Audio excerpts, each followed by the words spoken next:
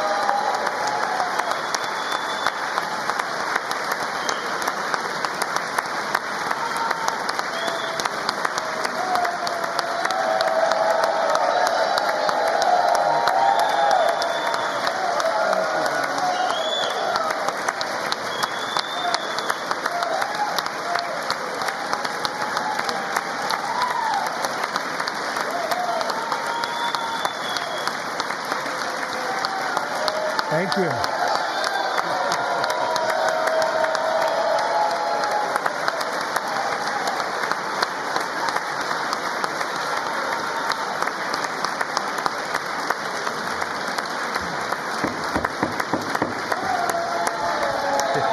Thank you very much. Thank you very much. It's a great honor. Thank you very much. Speaker Johnson, Vice President Vance, the First Lady of the United States,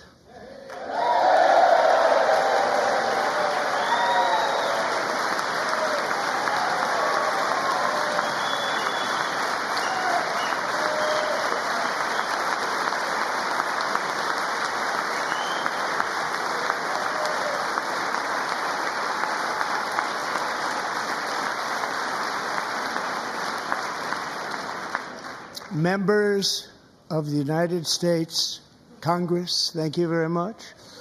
And to my fellow citizens, America is back.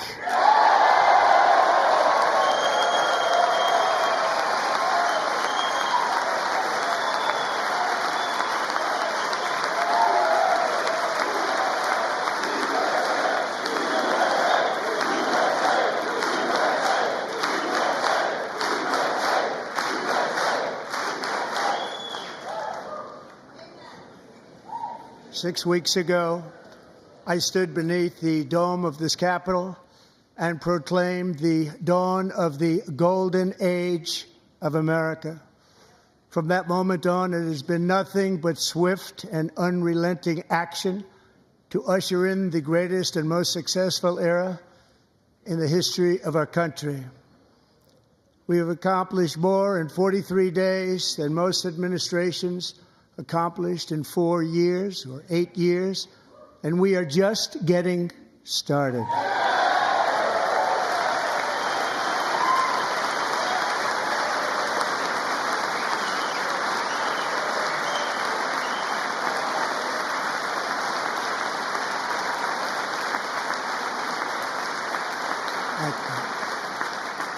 I return to this chamber tonight to report that America's momentum is back, our spirit is back, our pride is back, our confidence is back, and the American dream is surging bigger and better than ever before.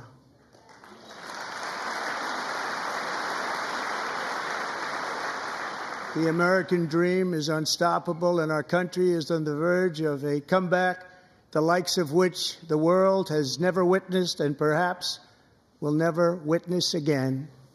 There's never been anything like it. The presidential election of November 5th was a mandate like has not been seen in many decades. We won all 7 swing states, giving us an electoral college victory of 312 votes.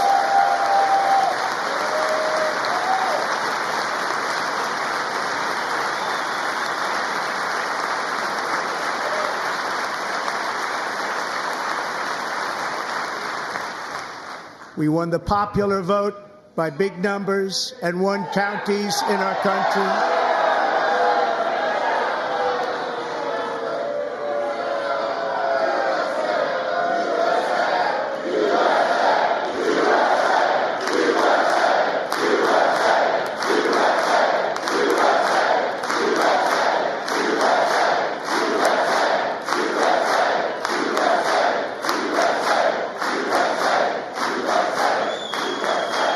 And won counties in our country, 2,700 to 525, on a map that reads almost completely red for Republican.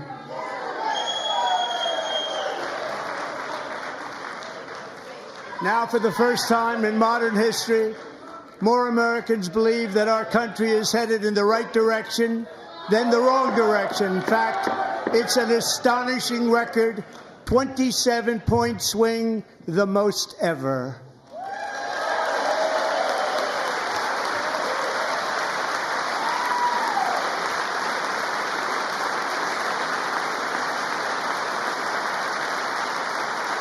Likewise, Small business optimism saw its single largest one-month gain ever recorded, a 41-point jump.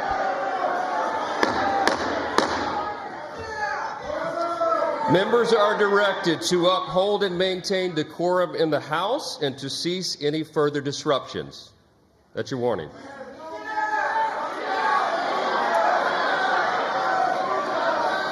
Members are engaging in willful and continuing breach of decorum, and the chair is prepared to direct the Sergeant-at-Arms to restore order to the joint session.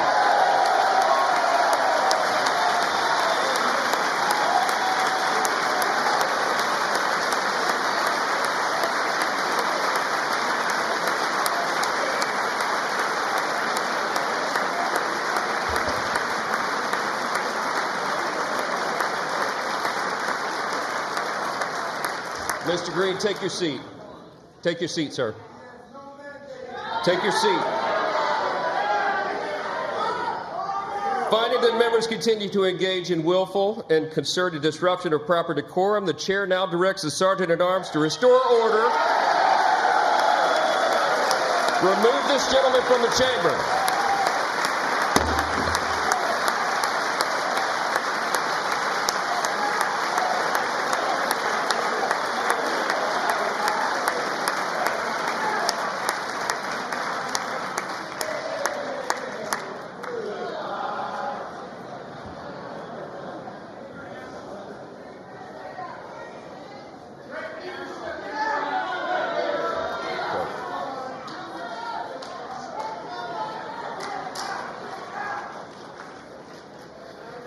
Members are directed to uphold and maintain decorum in the House. Mr. President, you continue. Thank you. Over the past 6 weeks, I have signed nearly 100 executive orders and taken more than 400 executive actions, a record to restore common sense, safety, optimism, and wealth all across our wonderful land. The people elected me to do the job, and I'm doing it.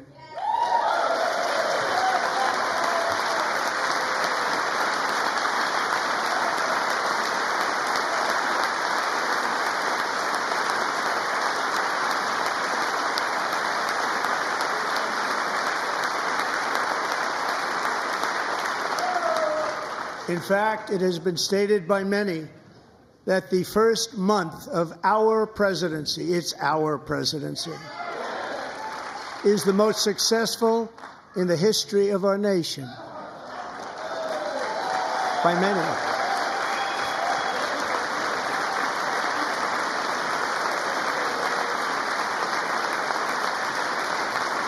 And what makes it even more impressive is that, do you know who number 2 is? George Washington. How about that? How about that? I don't know about that list, but we'll take it. Within hours of taking the oath of office, I declared a national emergency on our southern border, and I deployed the U.S. military and Border Patrol to repel the invasion of our country. And what a job they've done. As a result, illegal border crossings last month were by far the lowest ever recorded, ever.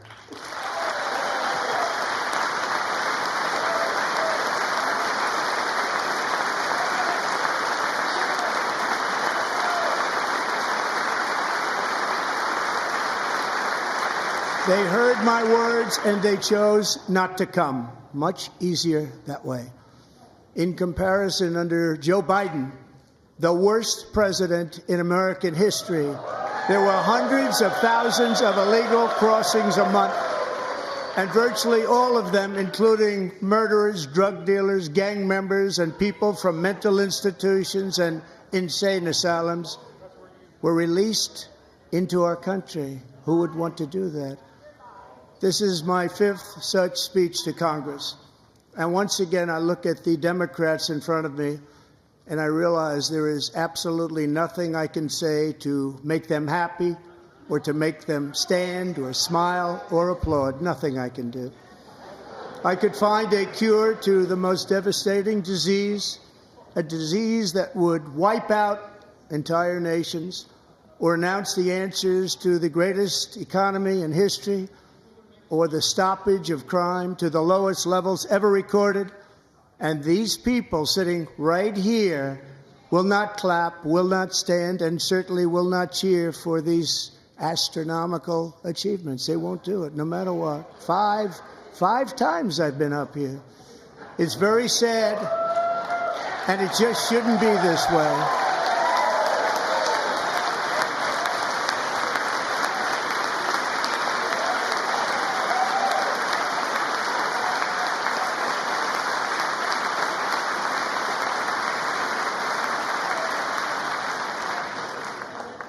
So Democrats sitting before me, for just this one night, why not join us in celebrating so many incredible wins for America?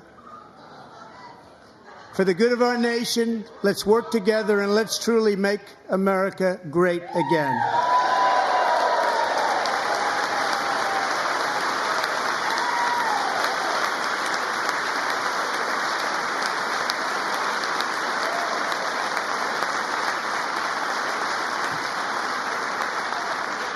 Every day, my administration is fighting to deliver the change America needs to bring a future that America deserves, and we're doing it. This is a time for big dreams and bold action. Upon taking office, I imposed an immediate freeze on all federal hiring, a freeze on all new federal regulations, and a freeze on all foreign aid.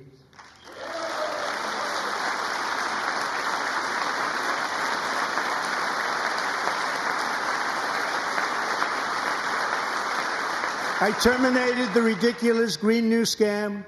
I withdrew from the unfair Paris Climate Accord, which was costing us trillions of dollars that other countries were not paying.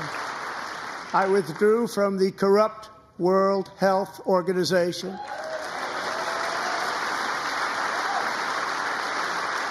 And I also withdrew from the anti-American UN Human Rights Council.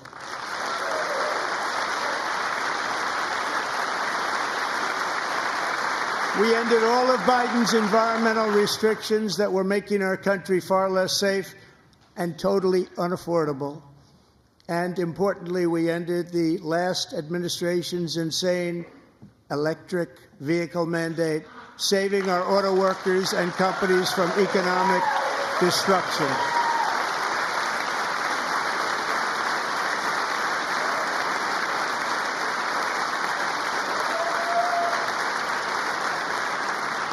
To unshackle our economy, I have directed that for every one new regulation, 10 old regulations must be eliminated, just like I did in my very successful first day.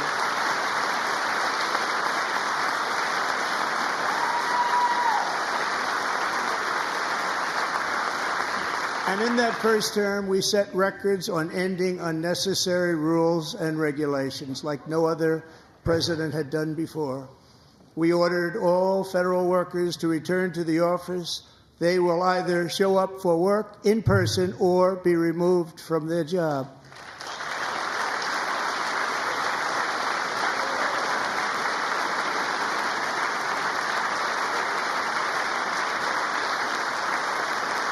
And we have ended weaponized government where, as an example, a sitting president is allowed to viciously prosecute his political opponent, like me. How did that work out? Not too good. Not too good.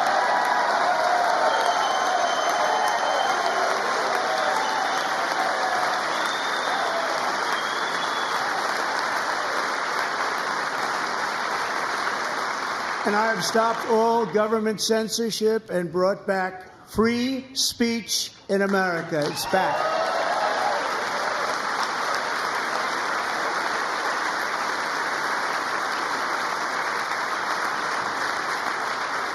And 2 days ago, I signed an order making English the official language of the United States of America.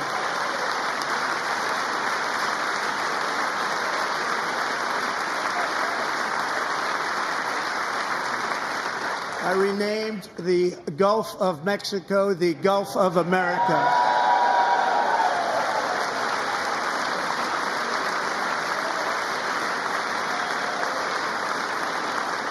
And likewise, I renamed, for a great president, William McKinley, Mount McKinley again.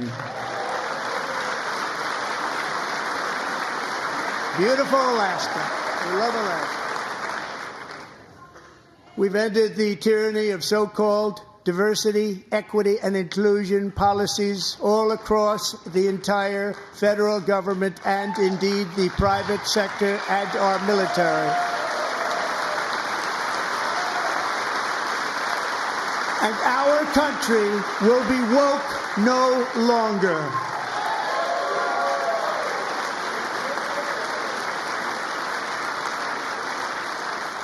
We believe that whether you are a doctor, an accountant, a lawyer, or an air traffic controller, you should be hired and promoted based on skill and competence, not race or gender. Very important.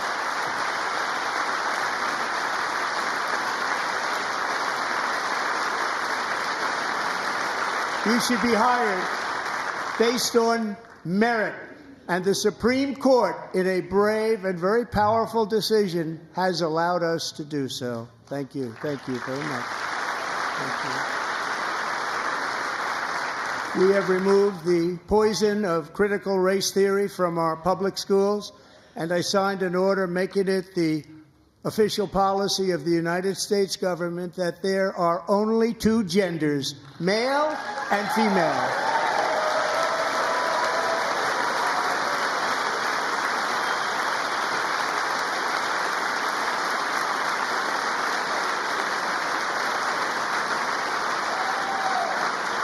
I also signed an executive order to ban men from playing in women's sports.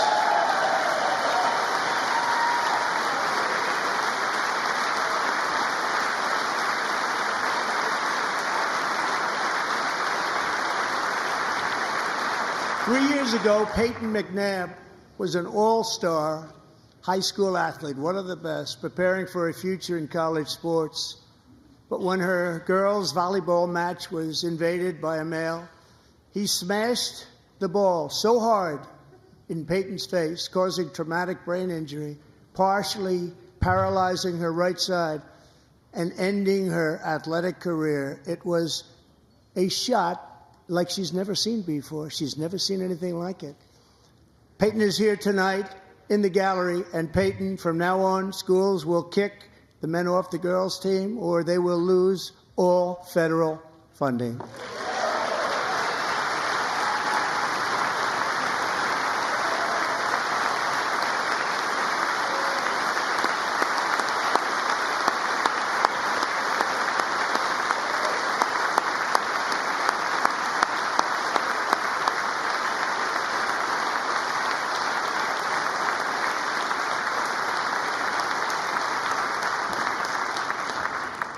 And if you really want to see numbers, just take a look at what happened in the women's boxing, weightlifting, track and field, swimming, or cycling, where a male recently finished a long-distance race 5 hours and 14 minutes ahead of a woman for a new record by 5 hours. Broke the record by 5 hours. It's demeaning for women, and it's very bad for our country. We're not going to put up with it any longer.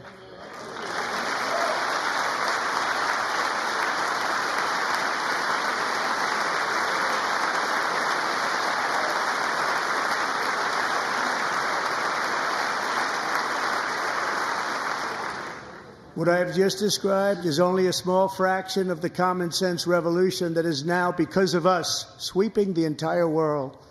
Common sense has become a common theme, and we will never go back. Never. Never going to let that happen.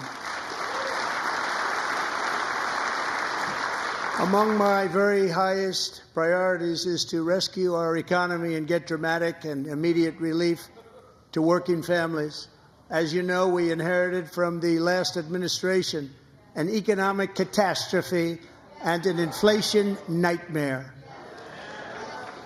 Their policies drove up energy prices, pushed up grocery costs, and drove the necessities of life out of reach for millions and millions of Americans. They've never had anything like it. We suffered the worst inflation in 48 years, but perhaps even in the history of our country. They're not sure. As president, I'm fighting every day to reverse this damage and make America affordable again.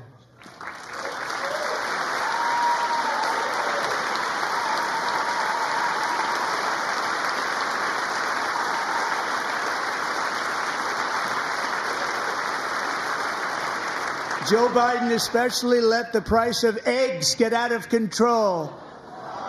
The egg price is out of control, and we're working hard to get it back down. Secretary, do a good job on that. You inherited a total mess from the previous administration. Do a good job.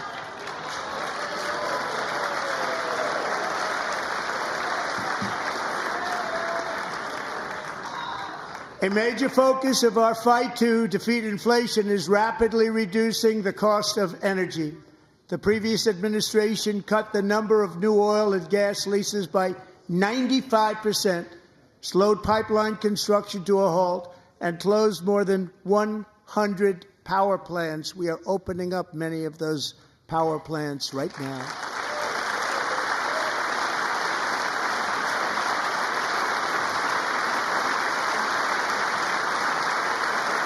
And frankly, we have never seen anything like it. That's why on my first day in office, I declared a national energy emergency.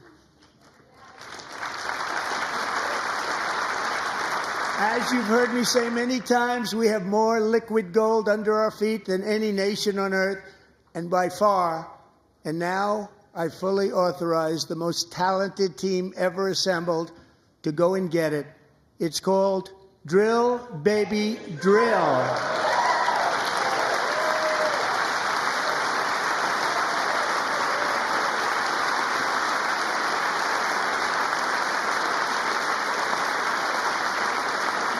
My administration is also working on a gigantic natural gas pipeline in Alaska, among the largest in the world, where Japan, South Korea, and other nations want to be our partner with investments of trillions of dollars each. There's never been anything like that one.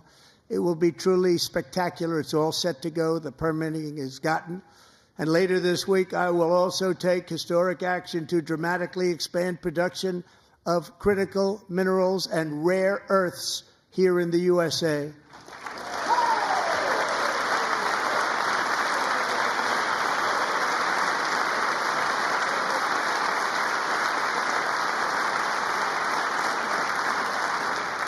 To further combat inflation, we will not only be reducing the cost of energy, but will be ending the flagrant waste of taxpayer dollars.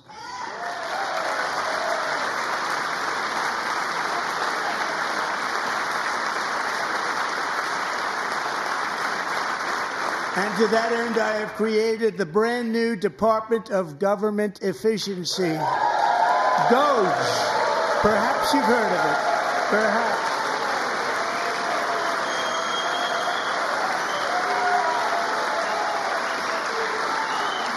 Which is headed by Elon Musk, who is in the gallery tonight.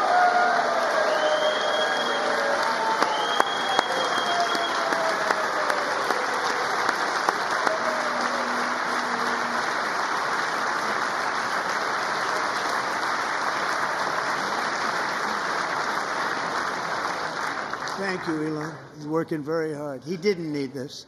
He didn't need this. Thank you very much. We appreciate it. Everybody here, even this side, appreciates it, I believe. They just don't want to admit that. Just listen to some of the appalling waste we have already identified. $22 billion from HHS to provide free housing and cars for illegal aliens. $45 million for diversity, equity, and inclusion scholarships in Burma. $40 million to improve the social and economic inclusion of sedentary migrants. Nobody knows what that is. $8 million to promote LGBTQI+ in the African nation of Lesotho, which nobody has ever heard of. $60 million for indigenous peoples and Afro-Colombian empowerment in Central America. $60 million. $8 million for making mice transgender. This is real. $32 million for a left-wing propaganda operation in Moldova. $10 million for male circumcision in Mozambique. $20 million for the Arab Sesame Street in the Middle East. It's a program. $20 million for a program. $1.9 billion to recently created Decarbonization of Homes Committee, headed up, and we know she's involved. Just at the last moment, the money was passed over by a woman named Stacey Abrams. Have you ever heard of her? A $3.5 million consulting contract for lavish fish monitoring. $1.5 million for voter confidence in Liberia.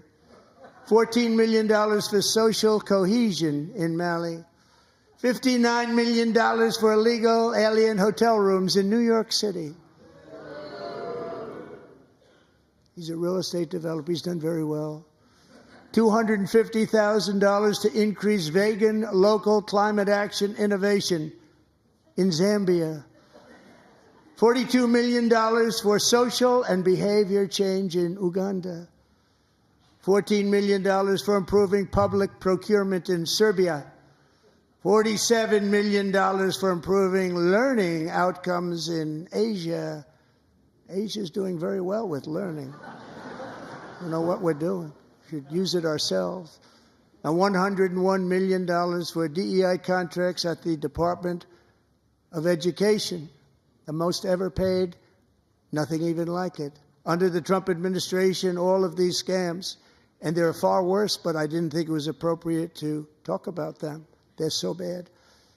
Many more have been found out and exposed and swiftly terminated by a group of very intelligent, mostly young people, headed up by Elon, and we appreciate it. We found hundreds of billions of dollars of fraud.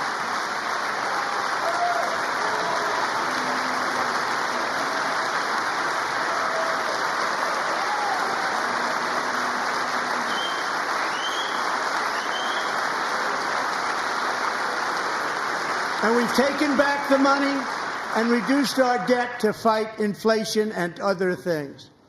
Taken back a lot of that money. We got it just in time. This is just the beginning. The Government Accountability Office, a federal government office, has estimated annual fraud of over $500 billion in our nation, and we are working very hard to stop it. We're going to. We're also identifying shocking levels of incompetence and probable fraud in the Social Security program for our seniors, and that our seniors and people that we love rely on. Believe it or not, government databases list 4.7 million Social Security members from people aged 100 to 109 years old. It lists 3.6 million people from ages 110 to 119. I don't know any of them. I know some people that are rather elderly, but not quite that elderly. 3.47 million people from ages 120 to 129. 3.9 million people from ages 130 to 139. 3.5 million people from ages 140 to 149. And money is being paid to many of them, and we're searching right now. In fact, Pam, good luck. Good luck. You're going to find it. But a lot of money is paid out to people because it just keeps getting paid, and nobody does. And it really hurts Social Security and hurts our country. 1.3 million people from ages 150 to 159, and over 130,000 people, according to the Social Security databases, are age over 160 years old. We have a healthier country than I thought, Bobby.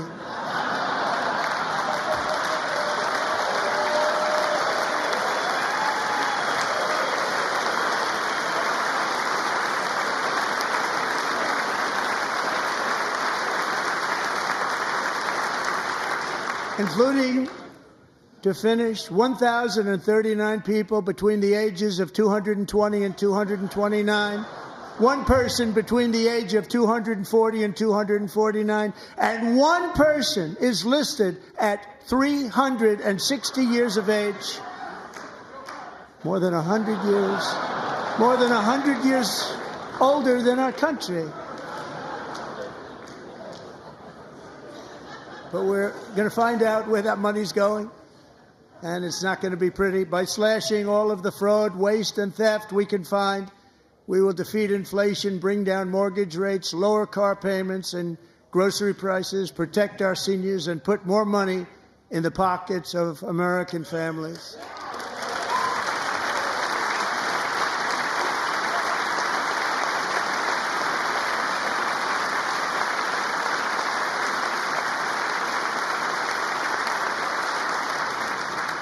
And today, interest rates took a beautiful drop, big, beautiful drop. It's about time. And in the near future, I want to do what has not been done in 24 years, balance the federal budget. We're going to balance it.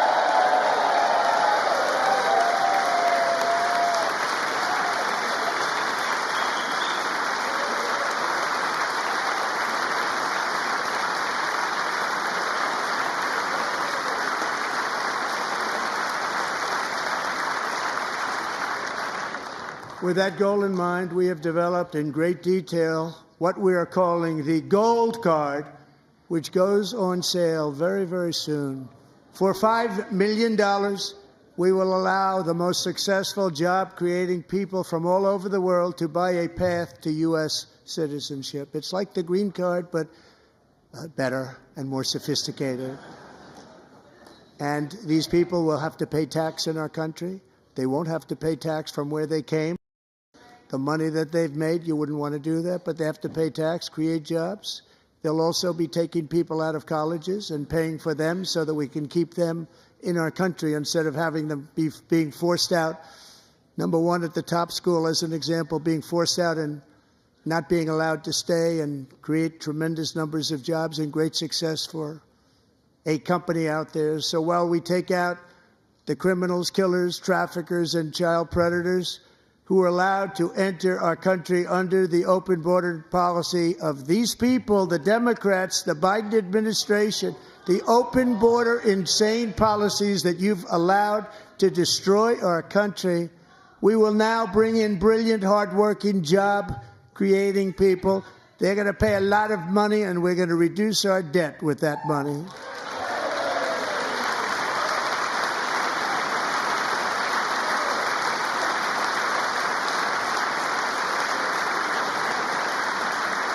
Americans have given us a mandate for bold and profound change.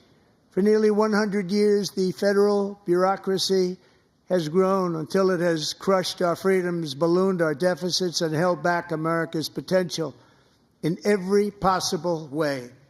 The nation founded by pioneers and risk-takers now drowns under millions and millions of pages of regulations and debt. Approvals that should take 10 days to get instead take 10 years, 15 years, and even 20 years before you're rejected. Meanwhile, we have hundreds of thousands of federal workers who have not been showing up to work. My administration will reclaim power from this unaccountable bureaucracy, and we will restore true democracy to America again.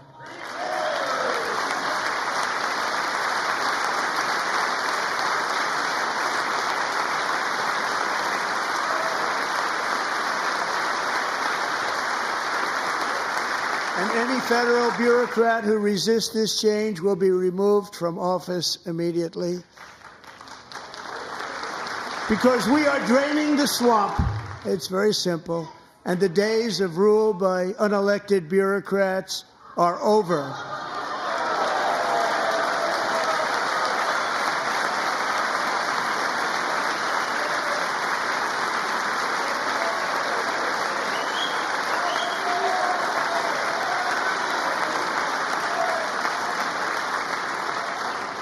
And the next phase of our plan to deliver the greatest economy in history is for this Congress to pass tax cuts for everybody. They're in there. They're waiting for you to vote.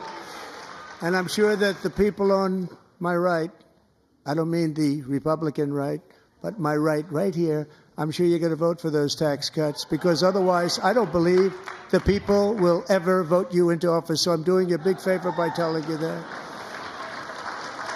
But I know this group is going to be voting for the tax.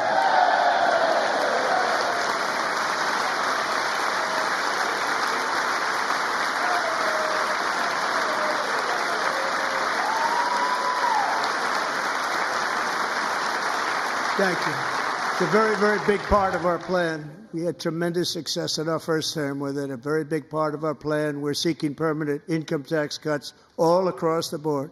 And to get urgently needed relief to Americans hit especially hard by inflation, I'm calling for no tax on tips, no tax on overtime, and no tax on Social Security benefits for our great seniors.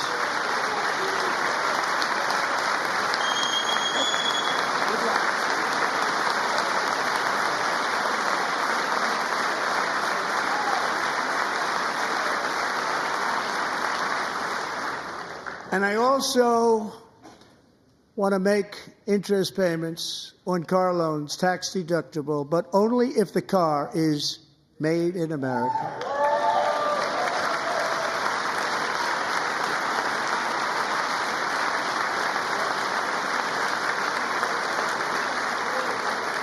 And by the way, we're going to have growth in the auto industry like nobody's ever seen. Plants are opening up all over the place. Deals are being made.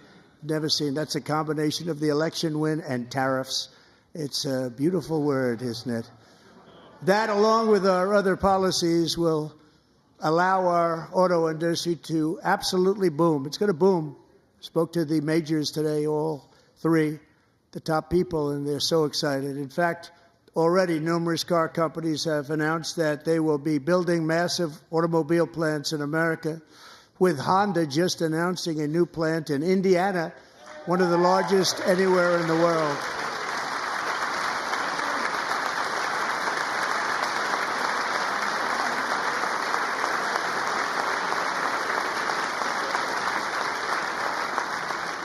And this has taken place since our great victory on November 5th, a date which will hopefully go down as one of the most important in the history of our country.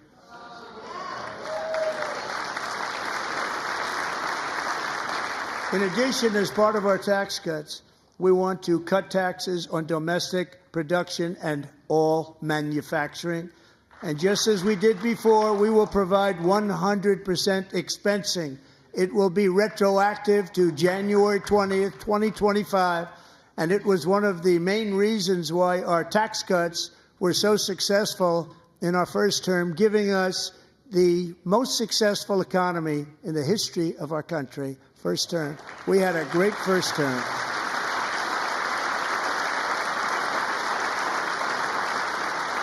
If you don't make your product in America, however, under the Trump administration, you will pay a tariff, and in some cases, a rather large one. Other countries have used tariffs against us for decades, and now it's our turn to start using them against those other countries. On average, the European Union, China, Brazil, India, Mexico, and Canada, have you heard of them? And countless other nations charge us tremendously higher tariffs than we charge them. It's very unfair. India charges us auto tariffs higher than 100%. China's average tariff on our products is twice what we charge them. And South Korea's average tariff is 4 times higher. Think of that, 4 times higher. And we give so much help militarily and in so many other ways to South Korea. But that's what happens. This is happening by friend and foe. This system is not fair to the United States and never was. And so on April 2nd, I wanted to make it April 1st, but I didn't want to be accused of April Fool's Day. That's not just one day was cost us a lot of money. But we're going to do it in April. I'm a very superstitious person. April 2nd, reciprocal tariffs kick in. And whatever they tariff us, other countries, we will tariff them. That's reciprocal, back and forth. Whatever they tax us, we will tax them. If they do non-monetary tariffs to keep us out of their market, then we will do non-monetary barriers to keep them out of our market. There's a lot of that, too. They don't even allow us in their market. We will take in trillions and trillions of dollars and create jobs like we have never seen before. I did it with China, and I did it with others, and the Biden administration couldn't do anything about it because there was so much money they couldn't do anything about it. We have been ripped off for decades by nearly every country on earth, and we will not let that happen any longer.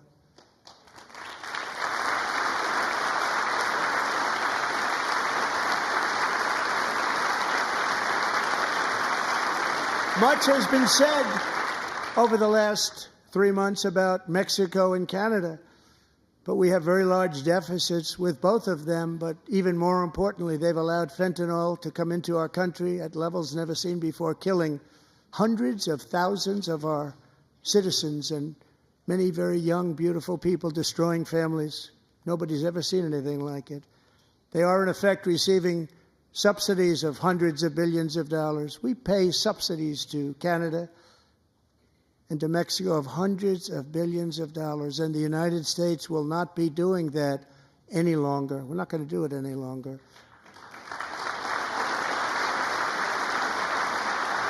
Thanks to our America First policies we're putting into place, we have had $1.7 trillion of new investment in America in just the past few weeks.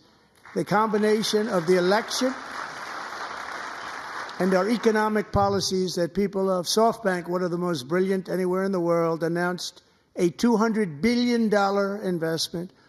OpenAI and Oracle, Larry Ellison, announced $500 billion investment, which they wouldn't have done if Kamala had won. Apple announced $500 billion investment. Tim Cook called me. He said, I cannot spend it fast enough. It's going to be much higher than that, I believe. They'll be building their plants here instead of in China.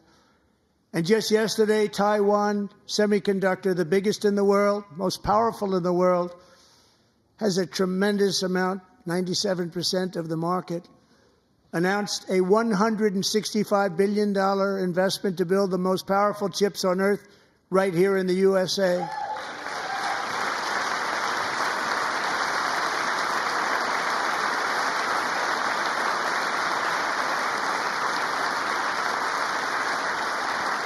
And we're not giving them any money. Your CHIPS Act is a horrible, horrible thing. We give hundreds of billions of dollars, and it doesn't mean a thing. They take our money and they don't spend it. All that meant to them, we're giving them no money. All that was important to them was they didn't want to pay the tariffs, so they came and they're building, and many other companies are coming. We don't have to give them money. We just want to protect our businesses and our people. And they will come because they won't have to pay tariffs if they build in America. So it's very amazing. You should get rid of the CHIP Act, and whatever's left over, Mr. Speaker, you should use it to reduce debt or any other reason you want to.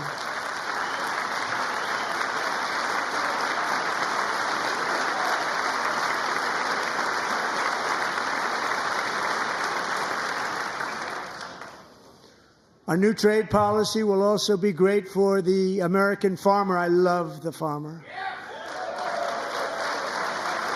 who will now be selling into our home market, the USA, because nobody is going to be able to compete with you because there's goods that come in from other countries and companies. They're really in a bad position in so many different ways. They're uninspected. They may be very dirty and disgusting, and they come in and they pour in, and they hurt our American farmers. The tariffs will go on agricultural product coming into America, and our farmers, starting on April 2nd, it may be a little bit of an adjustment period. We had that before when I made the deal with China, $50 billion of purchases, and I said, just bear with me, and they did. They did. Probably have to bear with me again, and this will be even better. That was great. The problem with it was that Biden didn't enforce it. He didn't enforce it. $50 billion of purchases, and we were doing great, but Biden did not enforce it, and it hurt our farmers. But our farmers are going to have a field day right now. So to our farmers, have a lot of fun. I love you too. I love you too. It's all going to happen.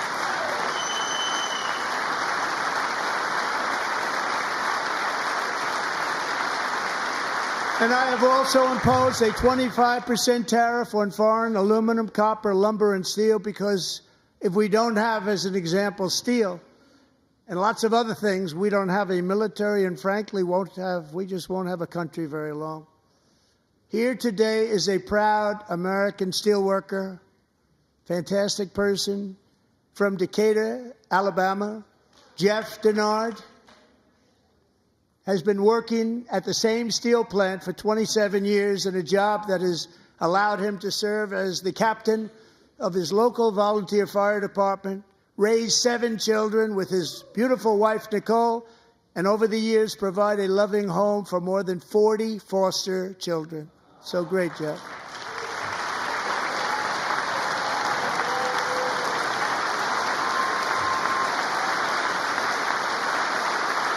Thank you, Jeff. Thank you, Jeff.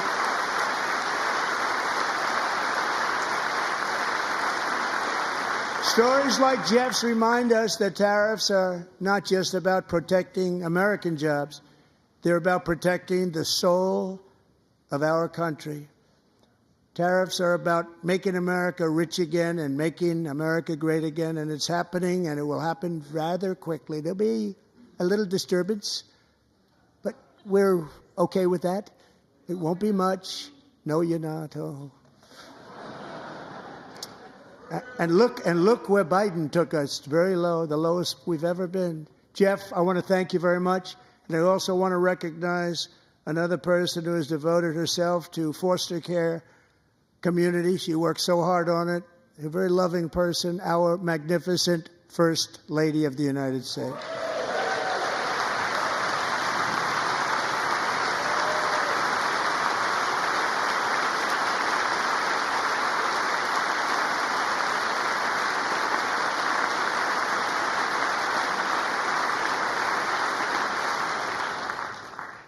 Melania's work has yielded incredible results, helping prepare our nation's future leaders as they enter the workforce.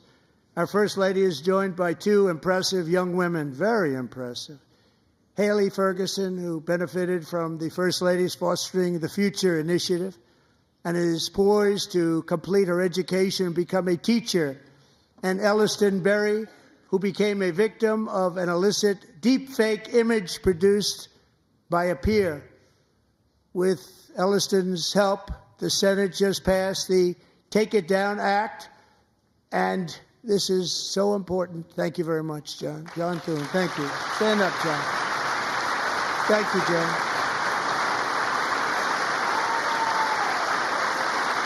Thank you all very much.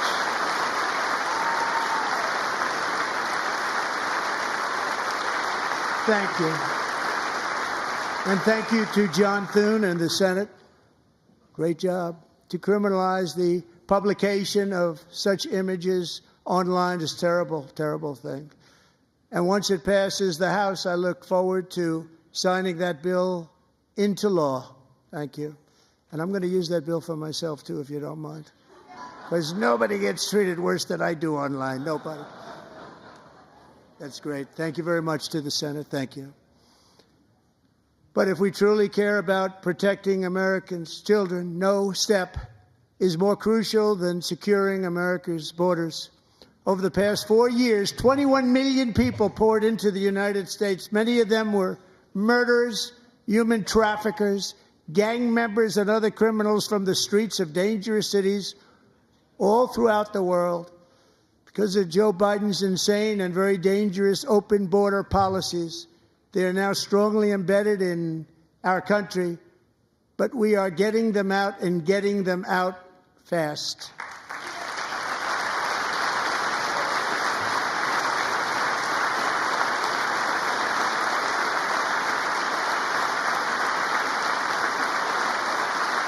And I want to thank Tom Homan and Christy. I want to thank you and Paul of Border Patrol. I want to thank you. What a job they've all done, everybody. Border Patrol, ICE, law enforcement in general is incredible. We have to take care of our law enforcement. Have to.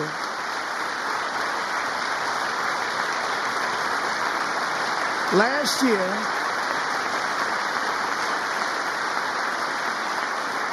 a brilliant 22-year-old nursing student named Laken Riley, the best in her class, admired by everybody, went out for a jog on the campus of the University of Georgia. That morning, Laken was viciously attacked, assaulted, beaten, brutalized, and horrifically murdered. Laken was stolen from us by a savage illegal alien gang member who was arrested while trespassing across Biden's open southern border and then set loose into the United States under the heartless policies of that failed administration. It was indeed a failed administration. He had then been arrested and released in a Democrat-run sanctuary city, a disaster, before ending the life of this beautiful young angel.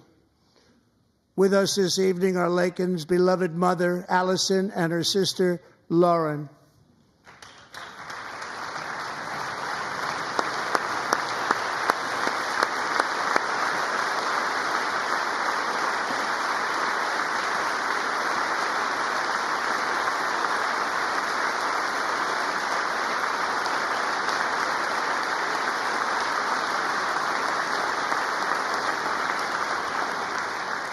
Last year, I told Laken's grieving parents that we would ensure their daughter would not have died in vain.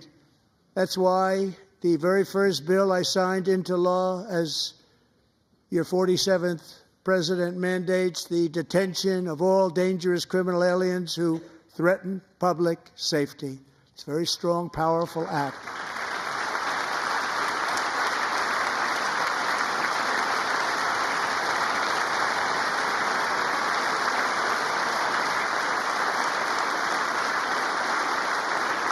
It's called the Laken-Riley Act. So Allison and Lauren, America will never, ever forget our beautiful Laken Hope Riley.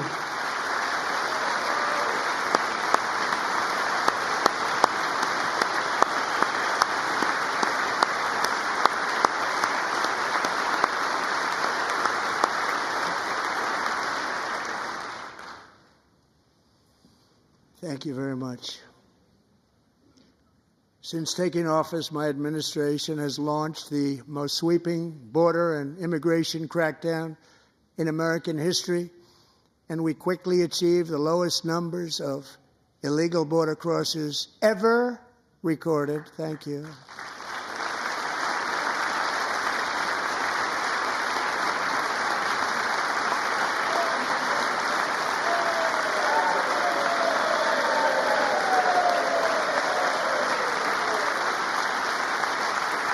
The media and our friends in the Democrat Party kept saying we needed new legislation. We must have legislation to secure the border.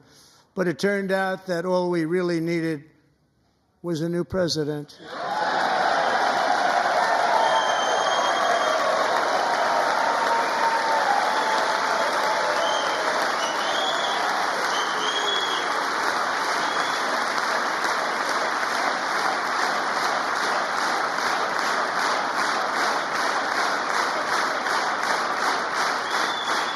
Thank you.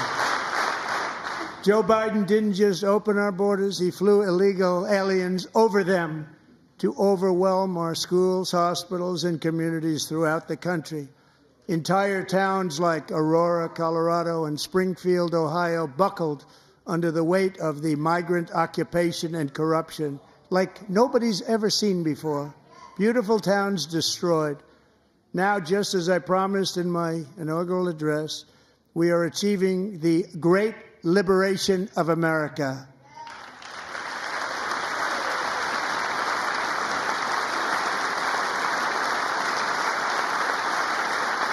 But there still is much work to be done. Here tonight is a woman I have gotten to know, Alexis Nungari from Houston.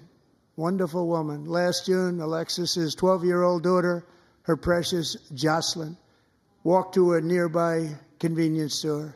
She was kidnapped, tied up, assaulted for 2 hours under a bridge, and horrifically murdered. Arrested and charged with this heinous crime are 2 illegal alien monsters from Venezuela, released into America by the last administration through their ridiculous open border. The death of this beautiful 12-year-old girl and the agony of her mother and family touched our entire nation greatly.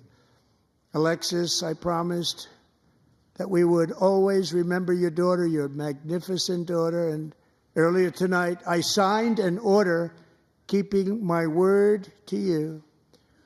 One thing I have learned about Jocelyn is that she loved animals so much. She loved nature. Across Galveston Bay, from where Jocelyn lived in Houston, you will find a magnificent national wildlife refuge, a pristine, peaceful, 34,000-acre sanctuary for all of God's creatures on the edge of the Gulf of America. Alexis, moments ago, I formally renamed that refuge in loving memory of your beautiful daughter, Jocelyn. So, Mr. Vice President, if you would, may I have the order?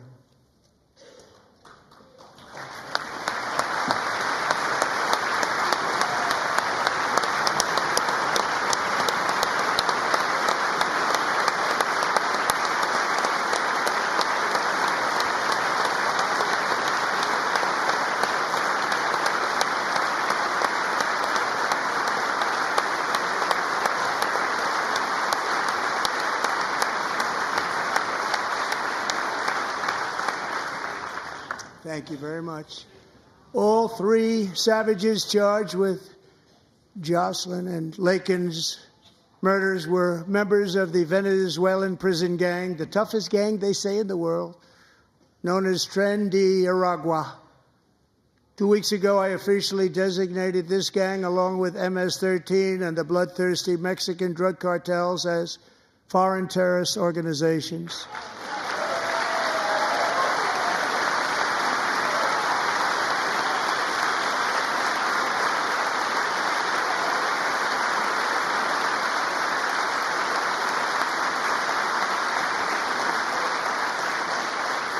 They are now officially in the same category as ISIS, and that's not good for them.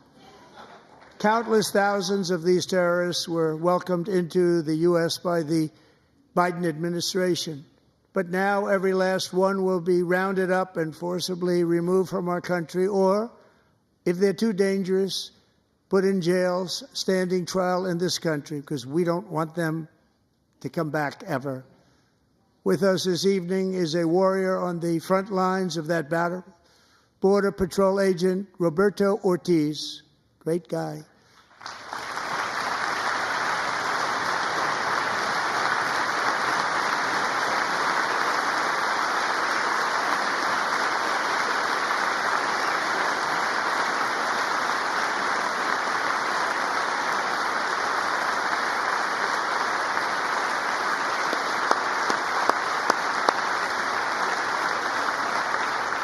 In January, Roberto and another agent were patrolling by the Rio Grande near an area known as Cartel Island. Doesn't sound too nice to me.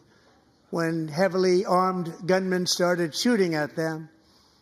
Roberto saw that his partner was totally exposed, at great danger, and he leapt into action, returning fire and providing crucial seconds for his fellow agent to seek safety, just barely.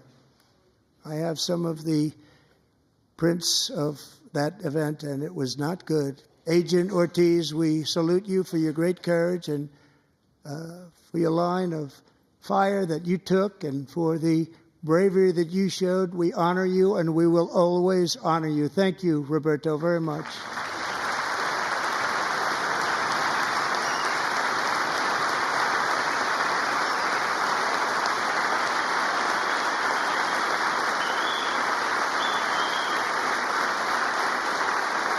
Thank you, Roberto.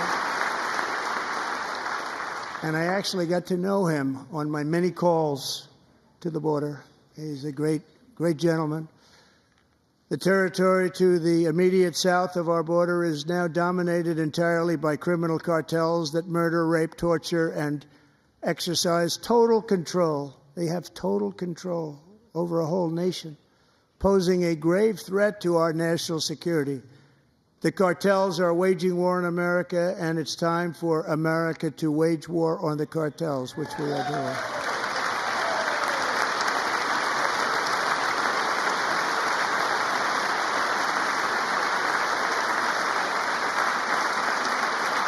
Five nights ago, Mexican authorities, because of our tariff policies being imposed on them, think of this, handed over to us 29 of the biggest cartel leaders in their country. That has never happened before. They want to make us happy. First time ever. But we need Mexico and Canada to do much more than they've done, and they have to stop the fentanyl and drugs pouring into the USA. They're going to stop it. I have sent Congress a detailed funding request laying out exactly how we will eliminate these threats to protect our homeland and complete the largest deportation operation in American history, larger even than current record holder, President Dwight D. Eisenhower, a moderate man, but someone who believed very strongly in borders.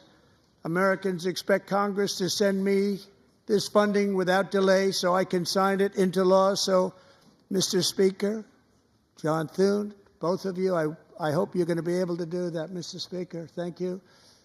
Mr. Leader, thank you. Thank you very much. And let's get it to me. I'll sign it so fast, you won't even believe it.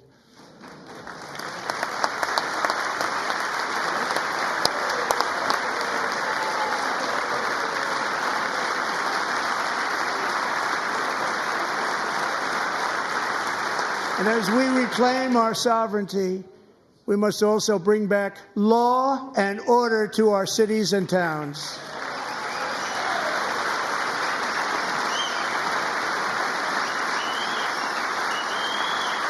In recent years, our justice system has been turned upside down by radical left lunatics. Many jurisdictions virtually ceased enforcing the law against dangerous repeat offenders while weaponizing law enforcement against political opponents like me. My administration has acted swiftly and decisively to restore fair, equal, and impartial justice under the constitutional rule of law, starting at the FBI and the DOJ. Pam, good luck. Cash, wherever you may be, good luck. Good luck. Pam Bondi. Good luck. So important. Going to do a great job. Cash, thank you. Thank you, Cash.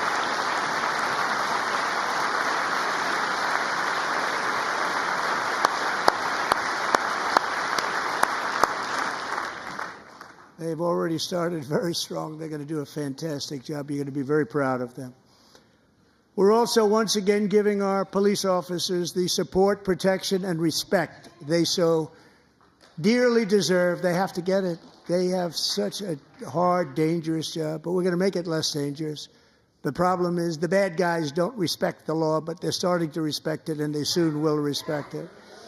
This also includes our great fire departments throughout the country. Our firemen and women are unbelievable people, and we'll never forget them.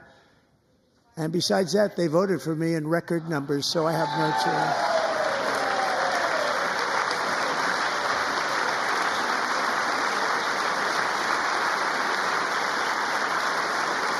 1 year ago this month, 31-year-old New York police officer Jonathan Diller, unbelievably wonderful person and a great officer, was gunned down at a traffic stop on Long Island. I went to his funeral. The vicious criminal charged with his murder had 21 prior arrests, and they were rough arrests, too. He was a real bad one. The thug in the seat next to him had 14 prior arrests and went by the name of Killer. He was Killer. He killed other people, they say, a lot of them. I attended Officer Diller's service, and when his wife and one-year-old son, Ryan, it was very inspirational, actually. His widow's name is Stephanie, and she is here tonight. Stephanie, thank you very much, Stephanie. Thank you very much.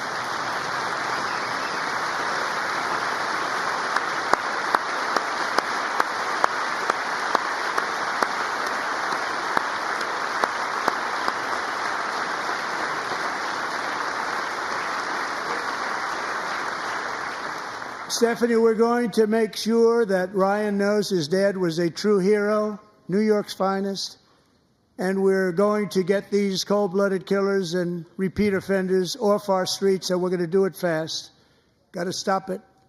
They get out with 28 arrests. They push people into subway trains. They hit people over the head, back of the head with baseball bats. We got to get them out of here. I've already signed an executive order requiring a mandatory death penalty for anyone who murders a police officer, and tonight I'm asking Congress to pass that policy into permanent law.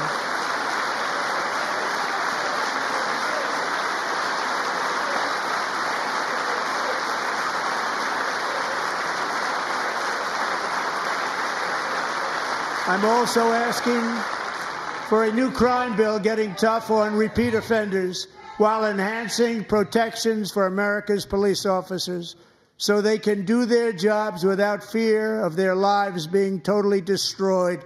They don't want to be killed. We're not going to let them be killed. Joining us in the gallery tonight is a young man who truly loves our police. His name is DJ Daniel. He is 13 years old, and he has always dreamed of becoming a police officer.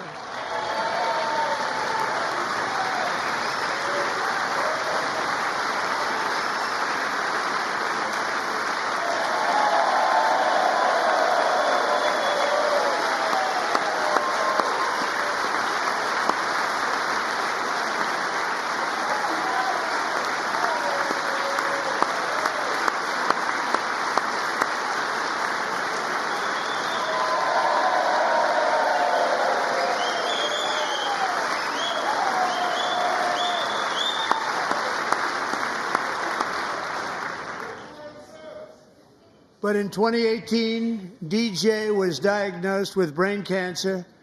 The doctors gave him 5 months at most to live. That was more than 6 years ago.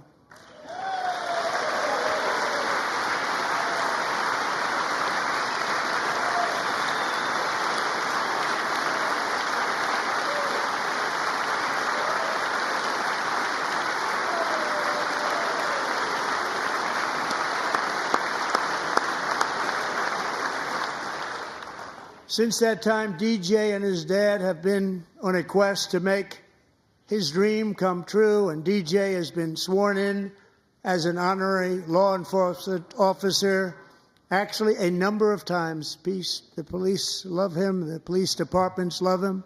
And tonight, DJ, we're going to do you the biggest honor of them all. I am asking our new Secret Service Director, Sean Curran, to officially make you an agent of the United States Secret Service.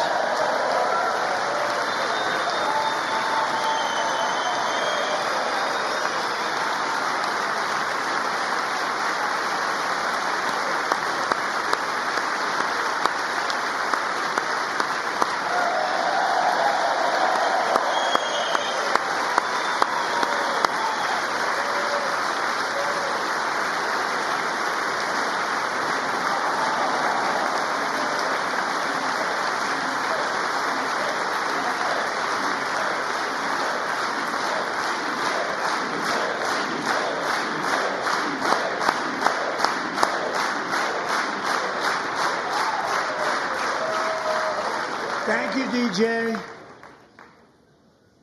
DJ's doctors believe his cancer likely came from a chemical he was exposed to when he was younger. Since 1975, rates of child cancer have increased by more than 40%. Reversing this trend is one of the top priorities for our new presidential commission to make America healthy again, chaired by our new Secretary of Health and Human Services, Robert F. Kennedy, Jr.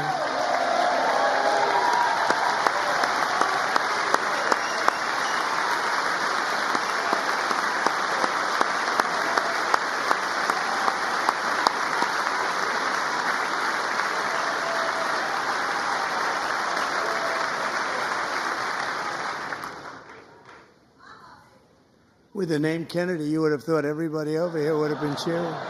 How quickly they forget. Our goal is to get toxins out of our environment, poisons out of our food supply, and keep our children healthy and strong. As an example, not long ago, and you can't even believe these numbers, 1 in 10,000 children had autism, 1 in 10,000. And now it's 1 in 36. There's something wrong. 1 in 36. Think of that. So we're going to find out what it is, and there's nobody better than Bobby and all of the people that are working with you. You have the best to figure out what is going on. Okay, Bobby? Good luck. It's a very important job. Thank you. Good job.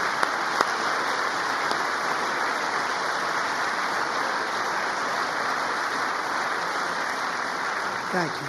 My administration is also working to protect our children from toxic ideologies in our schools.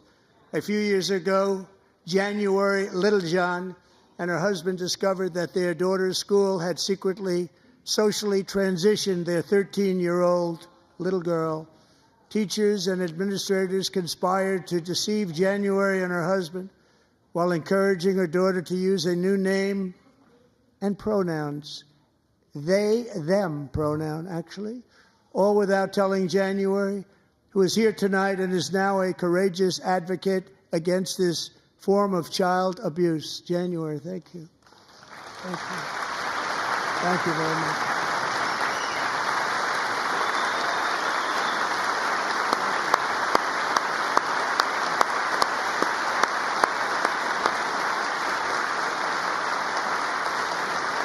Thank you. Stories like this are why, shortly after taking office, I signed an executive order banning public schools from indoctrinating our children with transgender ideology.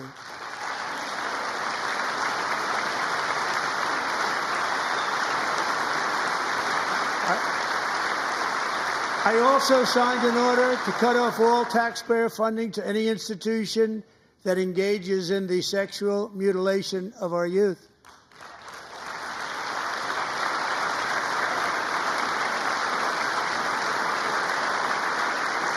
And now I want Congress to pass a bill permanently banning and criminalizing sex changes on children and forever ending the lie that any child is trapped in the wrong body.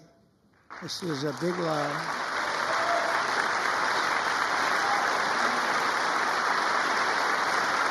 And our message to every child in America is that you are perfect exactly the way God made you.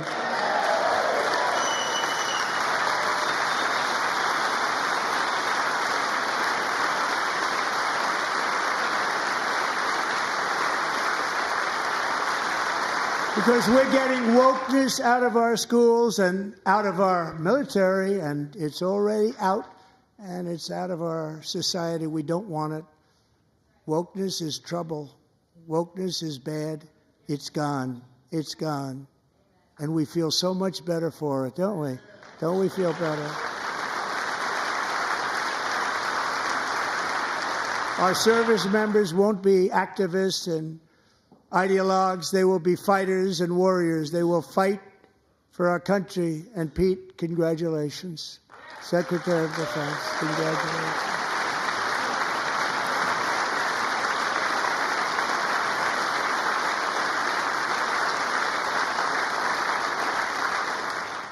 And he's not big into the woke movement, I can tell you. I know him well. I am pleased to report that in January, the U.S. Army had its single best recruiting month in 15 years, and that all armed services are having among the best recruiting results ever in the history of our services. What a difference.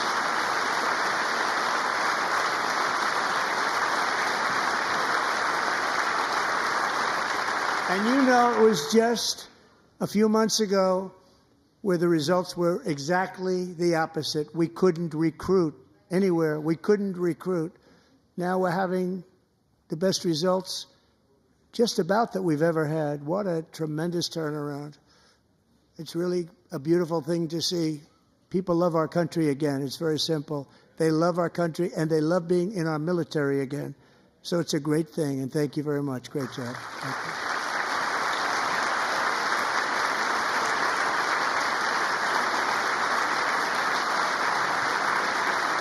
We're joined tonight by a young man, Jason Hartley, who knows the weight of that call of duty. Jason's father, grandfather, and great-grandfather all wore the uniform. Jason tragically lost his dad, who was also a Los Angeles County Sheriff's deputy when he was just a boy, and now he wants to carry on the family legacy of service.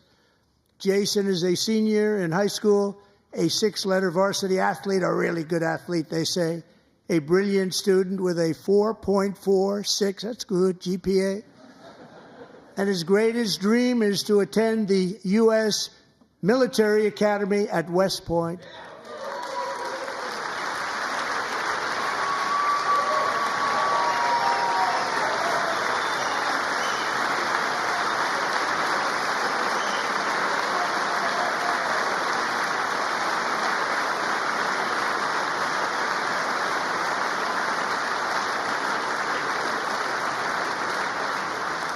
And Jason, that's a very big deal getting in. That's a hard one to get into. But I'm pleased to inform you that your application has been accepted.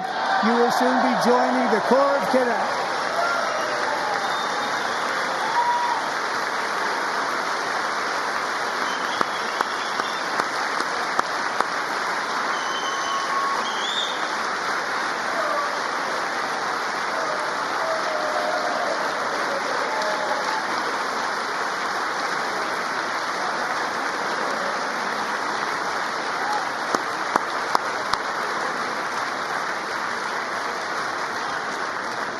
Thank you.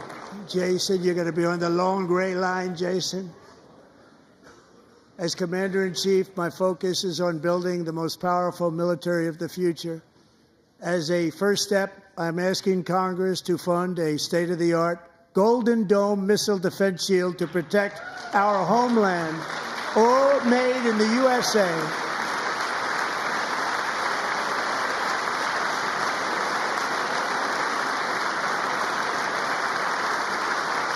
And Ronald Reagan wanted to do it long ago, but the technology just wasn't there, not even close. But now we have the technology. It's incredible, actually. And other places, they have it. Israel has it. Other places have it. And the United States should have it too, right, Tim, right? They should have it too. So I want to thank you. But it's a very, very important. This is a very dangerous world. We should have it. We want to be protected, and we're going to protect our citizens like never before. To boost our defense industrial base, we are also going to resurrect the American shipbuilding industry, including commercial shipbuilding and military shipbuilding.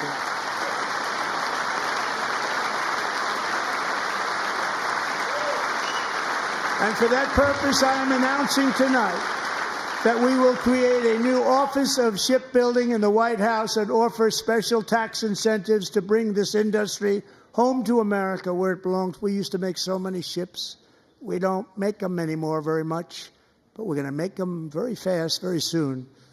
It will have a huge impact. To further enhance our national security, my administration will be reclaiming the Panama Canal, and we've already started doing it.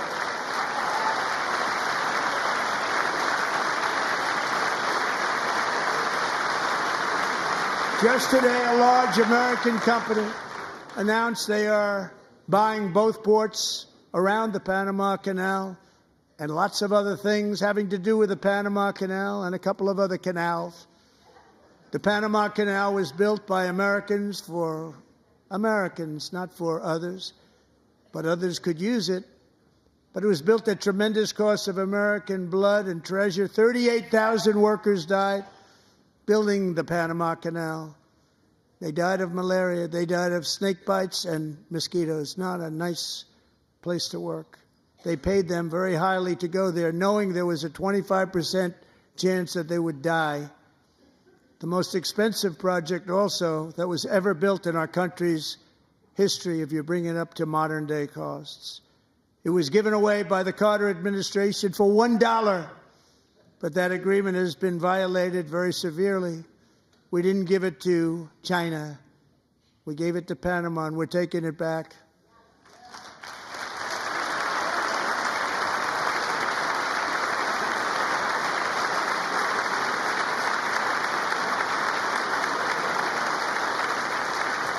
And we have Marco Rubio in charge. Good luck, Marco. Now, we know who to blame if anything goes wrong. Marco's been amazing, and he's going to do a great job. Think of it. He got 100 votes. You know, he was approved with actually 99, but the 100th was this gentleman, and I feel very certain. So let's assume he got 100 votes. And I'm either very, very happy about that or I'm very concerned about it. But he's already proven. I mean, he's a great gentleman. He's respected by everybody, and we appreciate you voting for Marco. He's going to do a fantastic job. Thank you. Thank you. He's doing a great job. Great job. And I also have a message tonight for the incredible people of Greenland. We strongly support your right to determine your own future. And if you choose, we welcome you into the United States of America. We need Greenland for national security and even international security, and we're working with everybody involved to try and get it. But we need it really for international world security, and I think we're going to get it. One way or the other, we're going to get it. We will keep you safe. We will make you rich, and together we will take Greenland to heights like you have never thought possible before. It's a very small population, but very, very large piece of land and very, very important for military security. America is once again standing strong against the forces of radical Islamic terrorism. 3.5 years ago, ISIS terrorists killed 13 American service members and countless others in the Abbey Gate bombing during the disastrous and incompetent withdrawal from Afghanistan. Not that they were withdrawing, it was the way they withdrew. Perhaps the most embarrassing moment in the history of our country. Tonight, I am pleased to announce that we have just apprehended the top terrorist responsible for that atrocity, and he is right now on his way here to face the swift sword of American justice.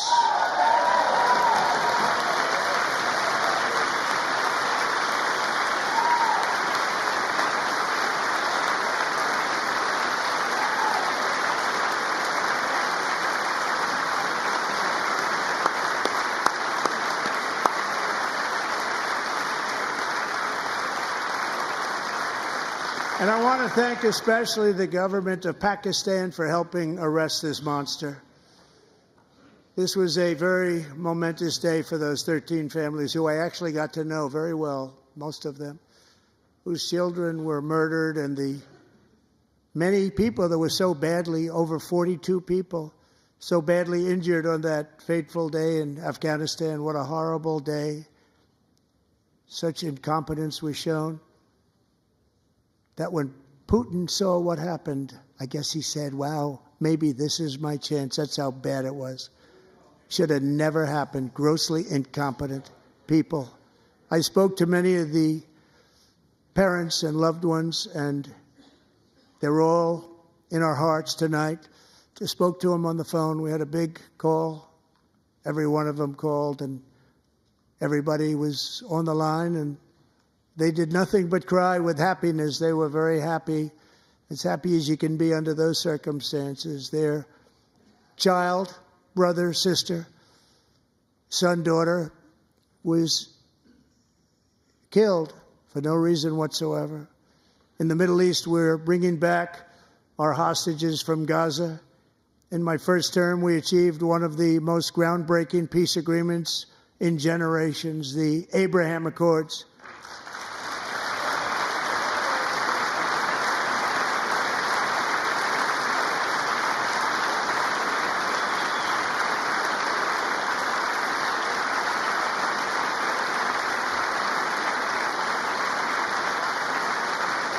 And now we're going to build on that foundation to create a more peaceful and prosperous future for the entire region. A lot of things are happening in the Middle East. People have been talking about that so much lately with everything going on with Ukraine and Russia.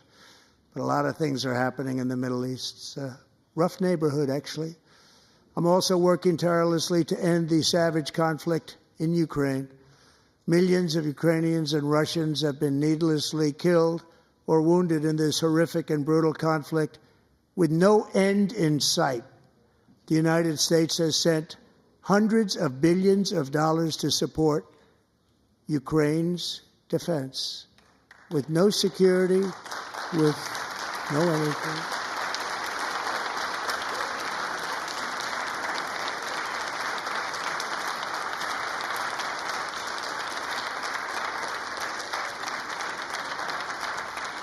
Do you want to keep it going for another 5 years? Yeah, you would say Pocahontas says yes.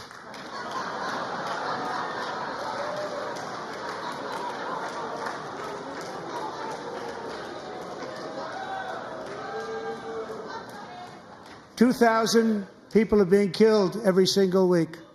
More than that. They're Russian young people. They're Ukrainian young people. They're not Americans. But I want it to stop. Meanwhile, Europe has sadly spent more money buying Russian oil and gas than they have spent on defending Ukraine, by far. Think of that. They've spent more buying Russian oil and gas than they have defending. And we've spent perhaps $350 billion, like taking candy from a baby. That's what happened. And they've spent $100 billion. What a difference that is. And we have an ocean separating us, and they don't. But we're getting along very well with them, and lots of good things are happening. Biden has authorized more money in this fight than Europe has spent, by billions and billions of dollars. It's hard to believe that they wouldn't have stopped it and said at some point, come on, let's equalize. You got to be equal to us. But that didn't happen. Earlier today, I received an important letter from President Zelensky of Ukraine. The letter reads, Ukraine is ready to come to the negotiating table as soon as possible to bring lasting peace closer. Nobody wants peace more than the Ukrainians, he said. My team and I stand ready to work under President Trump's strong leadership to get a peace that lasts. We do really value how much America has done to help Ukraine maintain its sovereignty and independence. Regarding the agreement on minerals and security, Ukraine is ready to sign it at any time that is convenient for you. I appreciate that he sent this letter, just got it a little while ago. Simultaneously, we've had serious discussions with Russia and have received strong signals that they are ready for peace. Wouldn't that be beautiful? Wouldn't that be beautiful?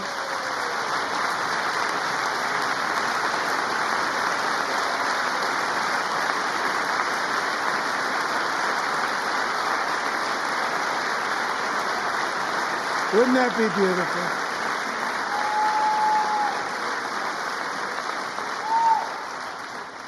It's time to stop this madness. It's time to halt the killing.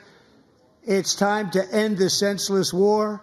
If you want to end wars, you have to talk to both sides. Nearly 4 years ago, amid rising tensions, a history teacher named Mark Fogel was detained in Russia and sentenced to 14 years in a penal colony. Rough stuff. The previous administration barely lifted a finger to help him. They knew he was innocent, but they had no idea where to begin. But last summer, I promised his 95-year-old mother, Malphine, that we would bring her boy safely back home. After 22 days in office, I did just that, and they are here tonight.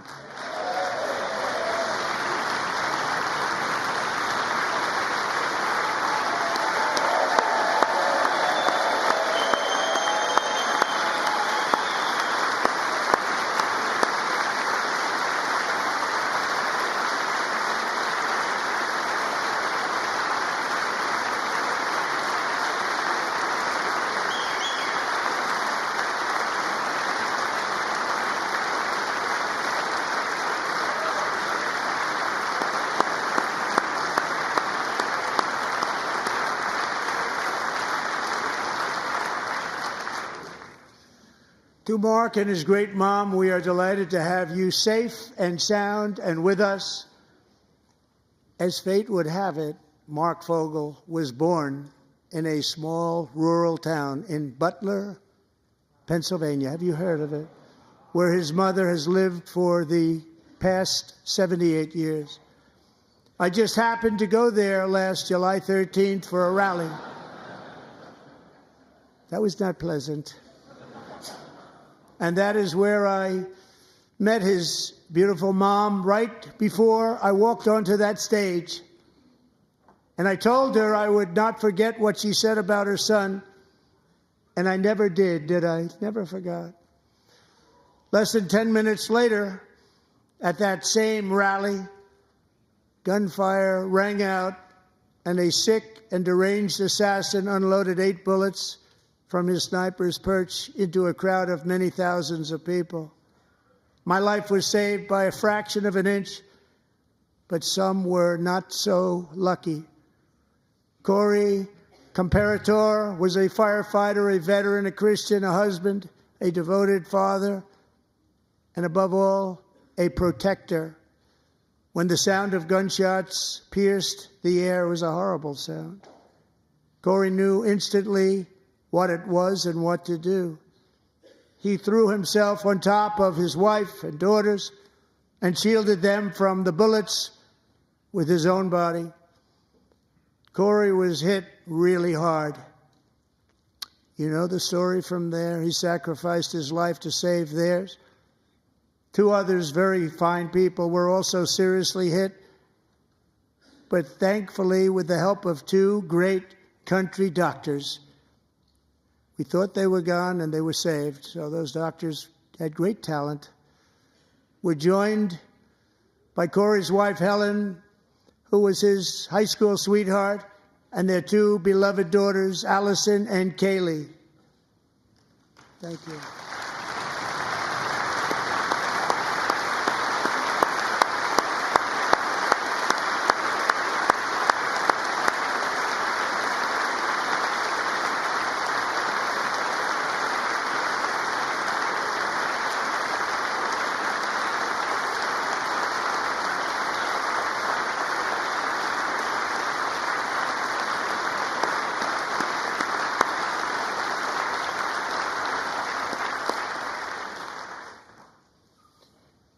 To Helen, Allison, and Kaylee, Corey is looking down on his 3 beautiful ladies right now, and he is cheering you on. He loves you.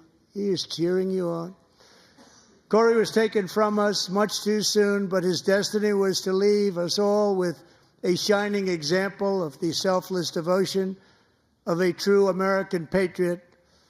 It was love like Corey's that built our country, and it's love like Corey's that is going to make our country more majestic than ever before.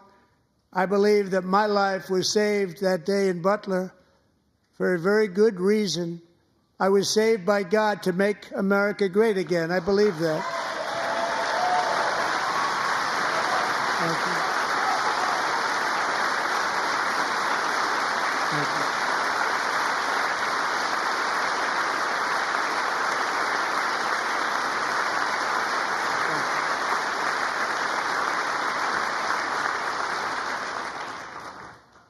Thank you very much. From the patriots of Lexington and Concord to the heroes of Gettysburg and Normandy, from the warriors who crossed the Delaware to the trailblazers who climbed the Rockies, and from the legends who soared at Kitty Hawk to the astronauts who touched the moon, Americans have always been the people who defied all odds, transcended all dangers, made the most extraordinary sacrifices, and did whatever it took to defend our children, our country, and our freedom. And as we have seen in this chamber tonight, that same strength, faith, love, and spirit is still alive and thriving in the hearts of the American people. Despite the best efforts of those who would try to censor us, silence us, break us, destroy us, Americans are today a proud, free, sovereign, and independent nation that will always be free, and we will fight for it till death. We will never let anything happen to our beloved country, because we are a country of doers, dreamers, fighters, and survivors. Our ancestors crossed a vast ocean, strode into the unknown wilderness, and carved their fortunes from the rock and soil of a perilous and very dangerous frontier. They chased our destiny across a boundless continent. They built the railroads, laid the highways, and graced the world with American marvels like the Empire State Building, the mighty Hoover Dam, and the towering Golden Gate Bridge. They lit the world with electricity, broke free of the force of gravity, fired up the engines of American industry, vanquished the communists, fascists, and Marxists all over the world, and gave us countless modern wonders sculptured out of iron, glass, and steel. We stand on the shoulders of these pioneers who won and built the modern age, these workers who poured their sweat into the skylines of our cities, these warriors who shed their blood on fields of battle and gave everything they had for our rights and for our freedom. Now it is our time to take up the righteous cause of American liberty. And it is our turn to take America's destiny into our own hands and begin the most thrilling days in the history of our country. This will be our greatest era. With God's help, over the next 4 years, we are going to lead this nation even higher, and we are going to forge the freest, most advanced, most dynamic, and most dominant civilization ever to exist on the face of this earth. We are going to create the highest quality of life, build the safest and wealthiest and healthiest and most vital communities anywhere in the world. We are going to conquer the vast frontiers of science, and we are going to lead humanity into space and plant the American flag on the planet Mars and even far beyond.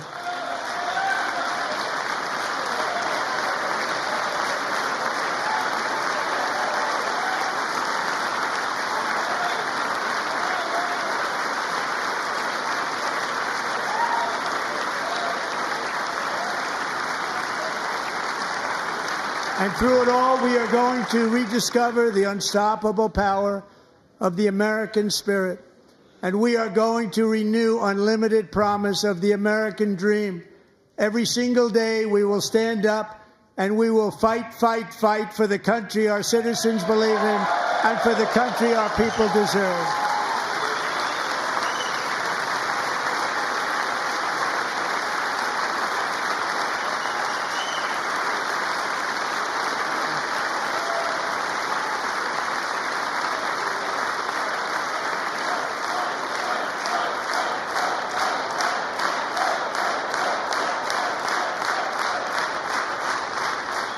My fellow Americans, get ready for an incredible future, because the golden age of America has only just begun.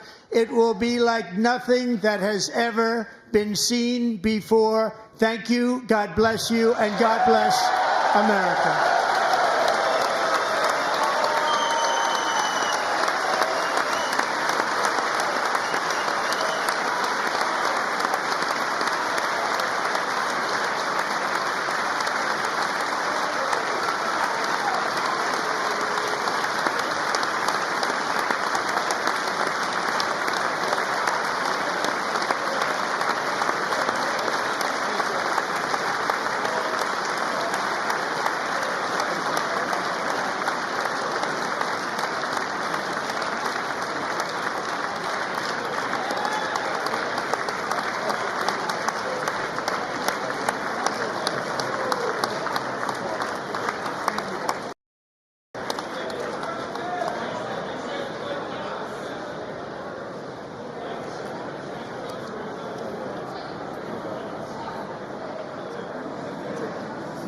Thank you very much. Great job. Thank you. Great honor.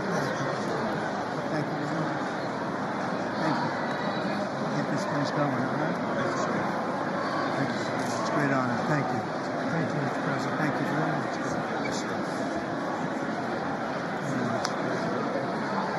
Thank you very much. Appreciate it. Thank you. I see you soon. Young people from all over. Well, I'm trying to. Great guy. Thank you.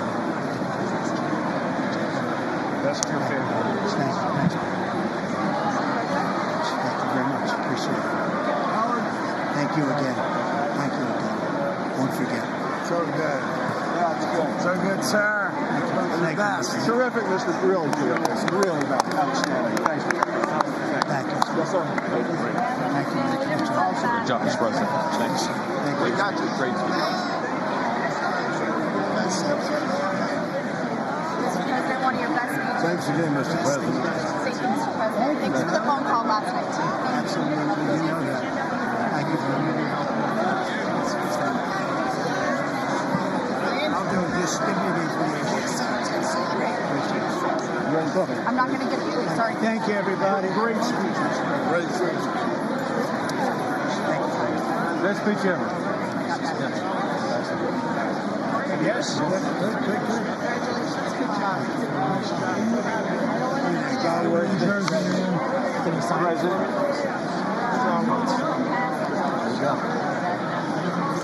President Roger Williams, thanks for the call. I love Roger Williams. Thank you. You don't have to introduce yourself. Mr. President. I know you better than you do, Roger. Thank you so much. It's my great baseball. America Good is- job. Great job you're doing. America is back. Thank you so much, Welcome you Mr. back to President. Pennsylvania anytime, sir. They stood for. Thank you all. Got him, you got him. Oh, man. Well done. They stood for another country, Matt Outcome. That was phenomenal. It's hard to believe, isn't it? That was fantastic, sir. That was Thank you very much. Thank you. Quick selfie. Mr. President. Good job, Mr. President. Great job. Thank you so much. Great speech. Great speech. Yes, sir. President back to Pennsylvania. Oh, they're just I want to say absolutely. West Virginia loves you. Oh, good. How you doing? All right?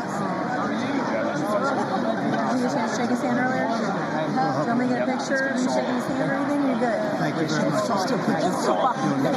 Let's do biofilm. Thank you, darling. Sir, thank you. I love you. Best speech on the floor ever. Yeah, it was so good. Thank you So very good. much. Hey, you rocked it, Mr. President. We're with you, 100%. Crushed. Thank you very much. Really good. Congratulations. President. Best speech ever. Thank you. That was the best Mr. President, that was a great speech. That was awesome. God bless you. It was wonderful. Great job. Let's go. Get down to that. You get down. Good luck. Thank you. It's so great. Thank you, everybody. Good job. Thank you for mentioning God needs to help us. Thank you, Mr. It's President. true. Mr. President. Thank you. Thank you. Great speech. Great speech. That was phenomenal. Thanks for taking my call. Good luck to you. Yeah. Epic. My man. Thank you for staying You strong. really triggered those people. Yeah. Tremendous, Mr. President. Thank Somebody you. did. Thank you so much. Thanks for the beneficial ownership and this week. That was Oh, a good yeah. time. Thanks for mentioning farmers. Well, we love our farmers. Thank you, man. You earned this night. Thank you very much. Appreciate it. Work hard. Thank you, man. Proud of you. Thank you, Mr. President. Thank you so much. Thank you. Great again, Bradley. Thank you. University and here for I did indeed. You better believe it. Very well I did done, a good sir. endorsement. President, home run. Thank you very much. job. You killed it. Mr. President. Thank you, everybody. You did great. Thank you. Good job. Thank Hey, you. great to see you. Slam dunk. You're doing good. Thank you, sir. You did amazing, per usual. Thank you. I'll see you. Thank you. Yes, sir. Thank you. Say cheese. Thank you. Love you, Mr. President. Yes. Thank you, everybody. Look at this beautiful New congressman from Eastern Washington. We've never met. Oh, Michael that's Baumgartner. good. I was one of Mike Leach's best friends. Oh, He that's thinks good. very Oh, highly Mike of you. was- oh, he was tremendous. He was a great guy. Great What a speech. coach. Great Thank you. Thank you very much. Respect for you. You did a great job. Yeah, thank you very much. Home run, Mr. There's my President. guy. Home run. Home run. That was a good one. It was President, great. It good to was see you, great. sir. Good job. Good job. Thank you very much. Looking good. Look at him. I need to talk to you about some public voting. You let me know. I will. Thank you, sir. Mr. President.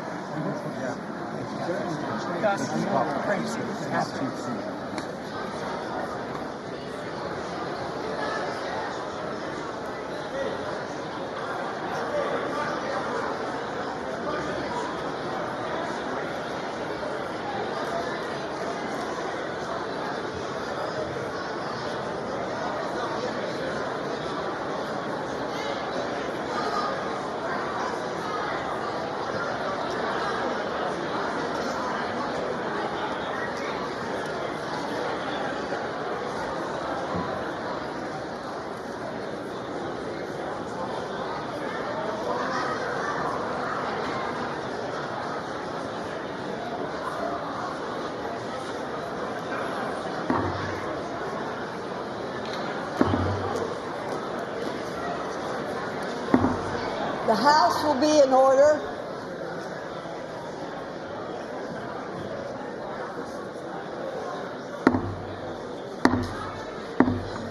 The House will be in order. For what purpose does the gentleman from Louisiana seek recognition? Speaker, I move that the message of the President be referred to the Committee of the Whole House on the State of the Union and ordered printed.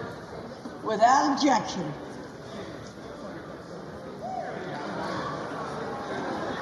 Does it?